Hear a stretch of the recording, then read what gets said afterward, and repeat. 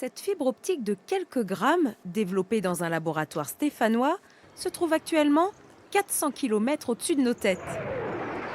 Installée à l'extérieur de l'ISS, la Station spatiale internationale, cette fibre est un dosimètre.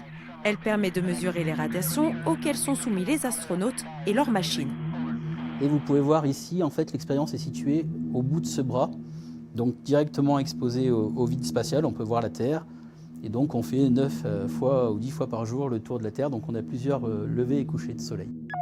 Après plusieurs mois dans l'espace, la fibre irradiée reviendra dans le laboratoire Hubert-Curien pour y être étudiée. Plus elle reçoit de radiation à sa surface et à l'intérieur, plus elle va devenir noire. On envoie de la lumière d'un côté, la lumière traverse la fibre optique, on la mesure de l'autre côté, et plus le niveau de radiation est élevé, plus la fibre devient noire, donc moins on aura de lumière à la sortie de cette fibre optique. Et c'est ça qu'on relie au niveau de radiation.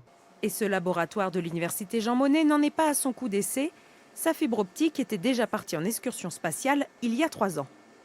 C'est cette boîte noire que vous voyez ici sur cette photo avec Thomas Pesquet. Donc un des objectifs pour nous, à moyen terme, c'est d'instrumenter soit une base sur la Lune ou d'accompagner le développement de missions vers Mars pour des vols habités. Comme dans l'ancien temps à Saint-Étienne, on avait les canaris au fond des mines pour prévenir des fuites de gaz, Lumina pourrait être en quelque sorte le canari qui pourrait prévenir les astronautes qu'une tempête de radiation s'approche pour qu'ils puissent aller se mettre à l'abri dans une partie du vaisseau protégé. De la mine à l'espace, Saint-Étienne s'invite dans la conquête des étoiles.